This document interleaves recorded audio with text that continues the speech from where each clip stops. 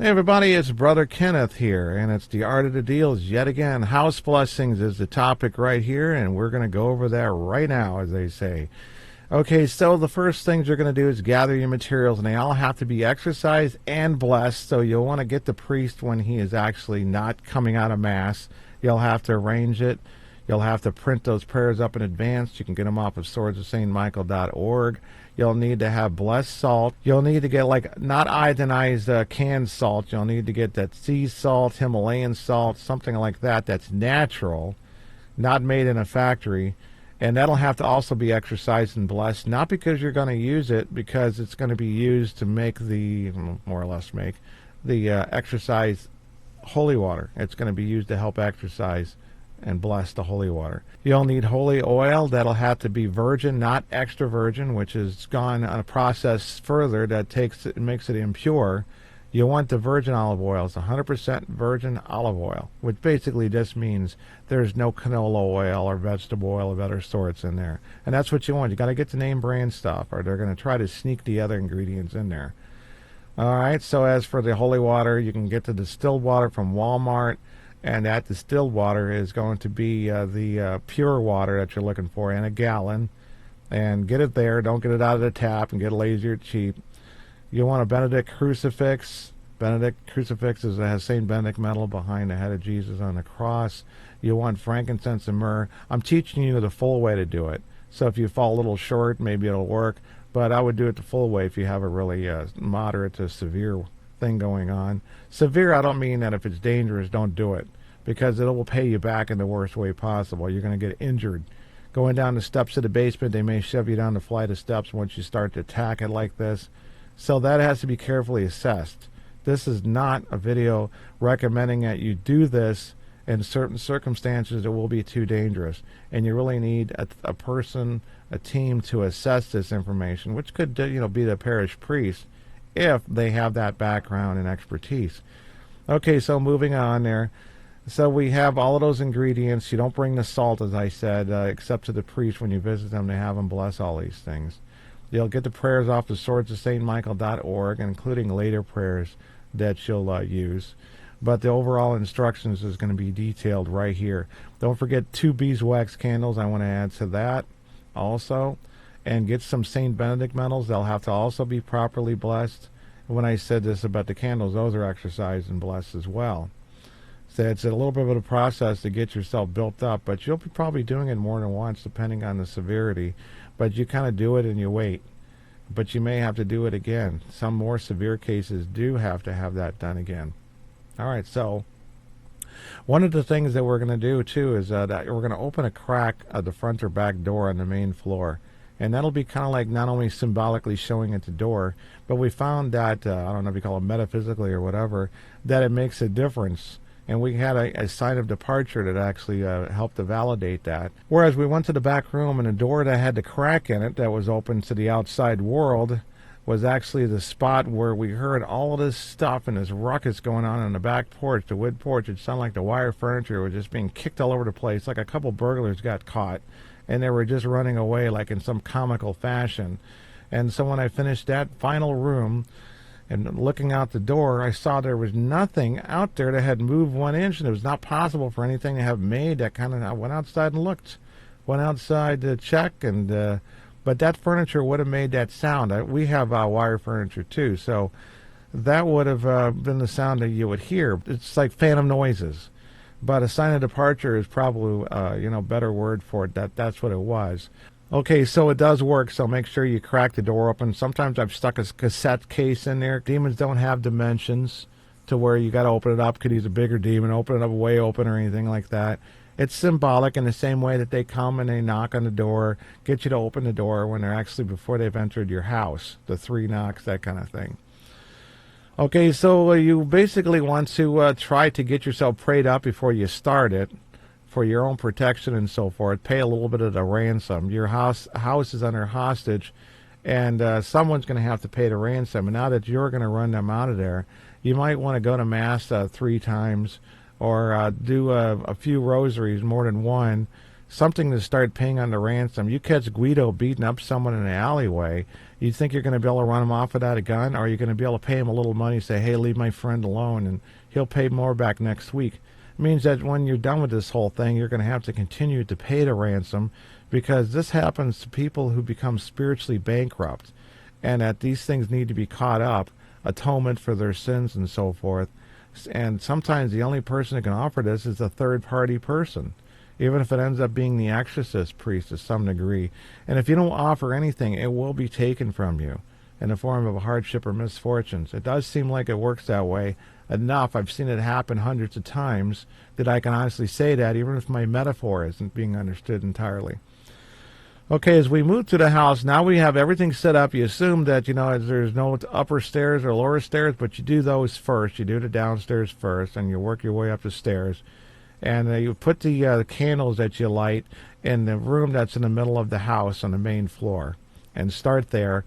Do some prayers that basically lead you into it, to call the army of the intercession of the angels and saints. Saint Gamma, pray for us. Saint Joseph, pray for us. Blessed Mother, Jesus' Mother, pray for us. I'm not saying make things up, but you go through these prayers early on because you're preparing. But the reality is this could be done. Some of these prayers can be done in a chapel somewhere before you get there, if you want to stir things up.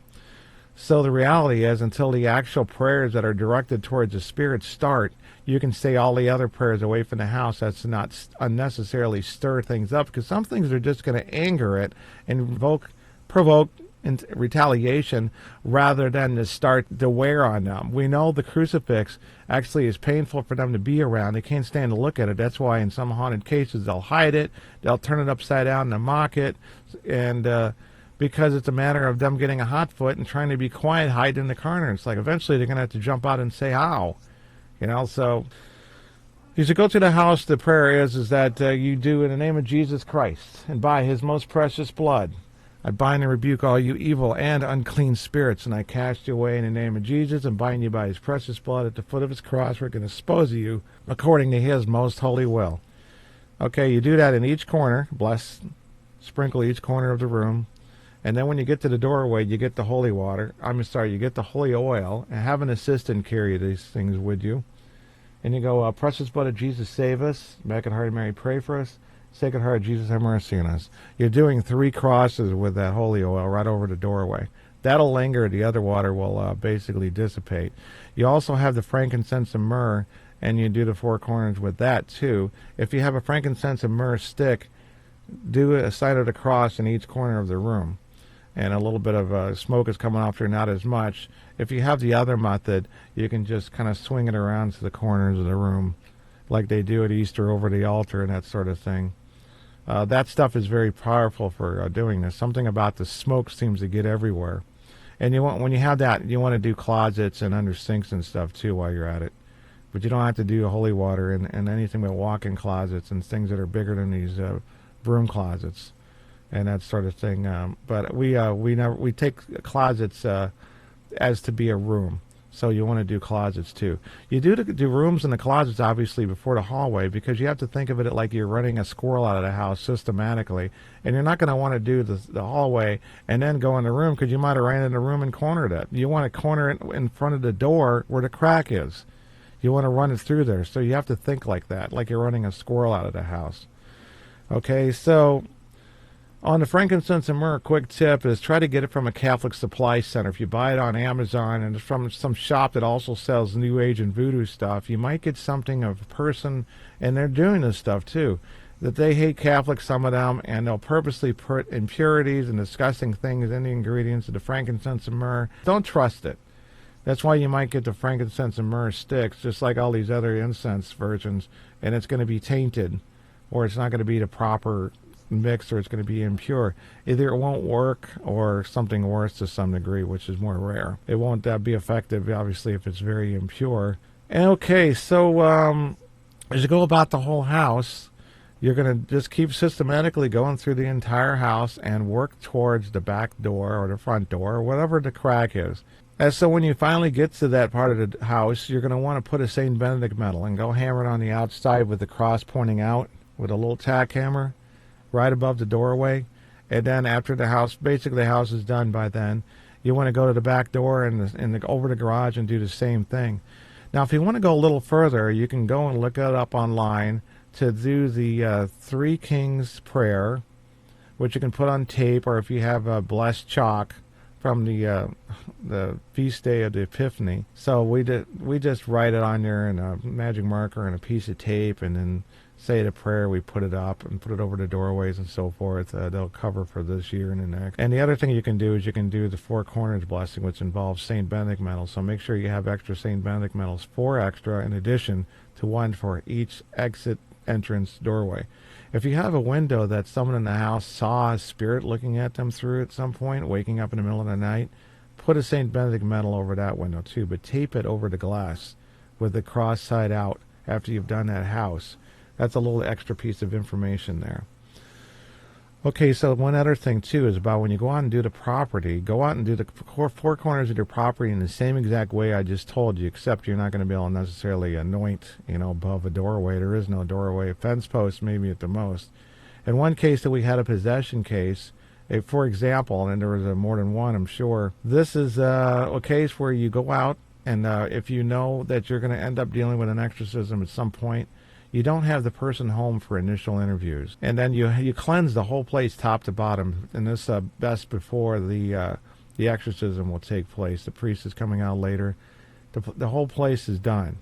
Well, then basically it's wrecking the spider web so the spider can't so easily manipulate itself around the house, is my metaphor I would like to use, and then drop down on your head. So you do the same thing. You go all the way out to their yard. You're systematically running out these lesser demons that are not with the person who is not at home, who has to step in possession. So what validated this thing is we said we've seen things that validated some of these theories, was that some people that had kind of follow some pagan ideas, they'll take a 5-gallon bucket of salt and they'll pour it around the property perimeter, thinking that's going to help keep spirits from coming back in again.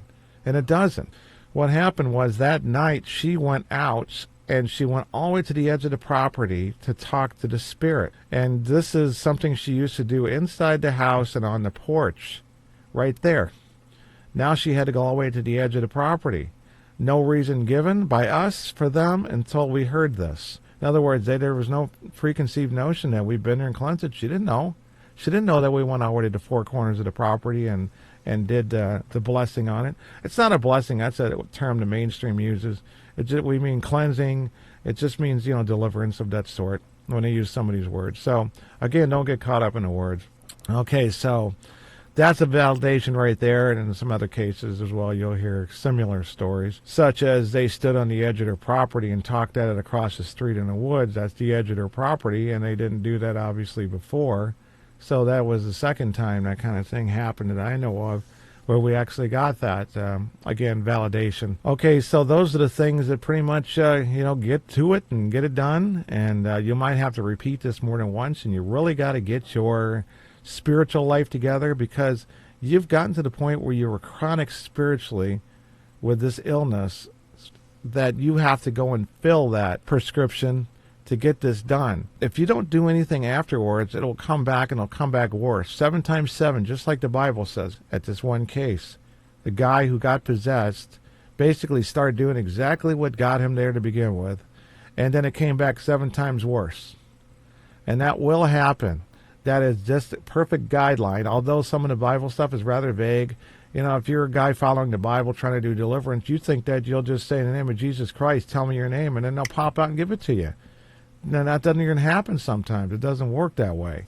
People should not use Bibles as spiritual warfare companions to the point like it's your instructions. And that's the thing to remember.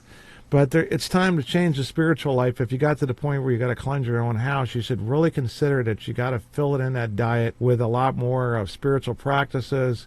And don't forget, again, as I was telling people in another video, that besides, you don't have to be Roman Catholic to do more things that Roman Catholics do, which is the higher spiritual path, to solve these problems. The rosary and get these sacramentals, the Blessed Sacrament, you can sit in there and do that if you have something on you more, like you feel like you're being oppressed, you have mind fog, you have extreme anxiety, go into the Blessed Sacrament for an hour. It's also called Tuesday night devotions, First Fridays, or the exposition of the Holy Sacrament, adoration hours.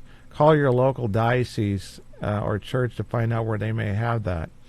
And anyway, watch that video so you can see other ways that you can basically get your needs from the church, a lot of them for the large part, and still get it done even though you're not Catholic. And that's the point. The church has all these resources. A lot of people use the St. Benedict medals who aren't Catholics in their ministries too, or a crucifix. This is Jesus' victory over sin and death. Demons do not like it. They can't stand to be in his presence for very long. This is why we go about the house and we hold it out when we are doing the cleansing on the house, because it's more pain. It's causing more pain. We're trying to force it out. We're not trying to give it a pleasant time. So we're bringing all the things that are basically the bane of their existence. Okay, so God bless everybody. I think that wraps it up for what we're trying to say here. I hope I did not miss anything. Maybe I'll just have to re-record a better one if I do not. But I wanted this one to be very thorough. And we talk about the exercise and blessed water, all that stuff. This is the more effective way. If you have something a lot lesser, you may have to do all of this stuff, but now you have the maximum way to get this done. Of course, you should capitalize on the moment by bringing a priest over to have him bless your house. Now that you rent it out, have him put the Spirit of God, the Father, Son, and Holy Spirit, in the house again with his priestly ordination that he has been given to him at ordination to bless the house. Bless each member of the family. Call him over to ice the cake on that thing by having the priest do a deliverance and a blessing. So, I mean, maybe it's, if you ask him over for dinner, ask him over to dinner and get Kentucky Fried Chicken if you can't cook. Something like that. And arrange that. That would be the next best thing to do. But as a person of this household, you can't get the priest over there every time. You might have to keep blessing that house yourself, the parent of the family, the father preferably, if the father's there. Unfortunately, in a lot of cases, they're not. This is pretty much a watch and do video, a how-to. So I hope it helped you out much. God bless you. We'll see you next time in the Art of the Deals, or rather, you'll see me. Take care.